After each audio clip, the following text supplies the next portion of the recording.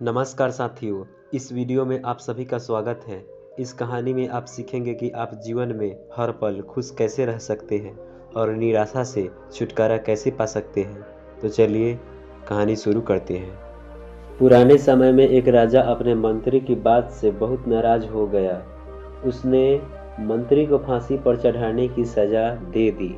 राजा ने सैनिकों से कहा कि जाओ, आज शाम मंत्री को फांसी पर लटकाना है।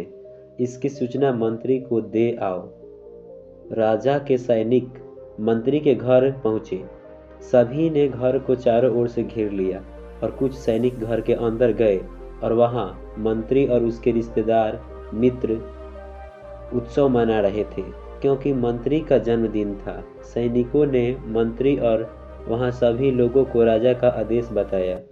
ये सुनते ही सभी उदास हो गए, लेकिन मंत्री ने सभी को समझाया कि हमारे आज शाम तक का तो समय है ही, हमें हर एक पल को उत्साह के साथ जीना चाहिए। मित्र और परिवार के लोग निराश थे, लेकिन मंत्री की बात मानकर फिर से उत्सव मनाने लगे। ये बात सैनिकों ने राजा को बताई तो राजा भी आश्चर्यचकित रह गया। उसने तुरंत ही मंत्री को बुलवाया।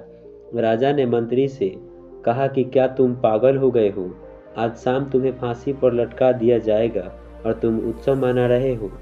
मंत्री ने कहा, राजन, आपका बहुत बहुत धन्यवाद। आपसे मुझे शाम तक समय दिया है।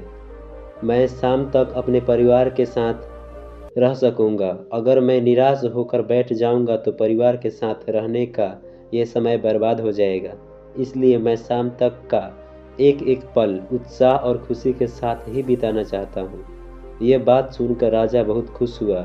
उसने सोचा कि जो व्यक्ति जीवन के हर पल की कद्र करता है, उसे मृत्यु दंड देना उचित नहीं है। उसने मंत्री को सजा माफ कर दी। इस कहानी से हमें सीख मिलता है कि हमें जीवन के पल पल का मूल्य समझना चाहिए, निराशा से बचे और खुश होकर जीवन जीना चाहिए।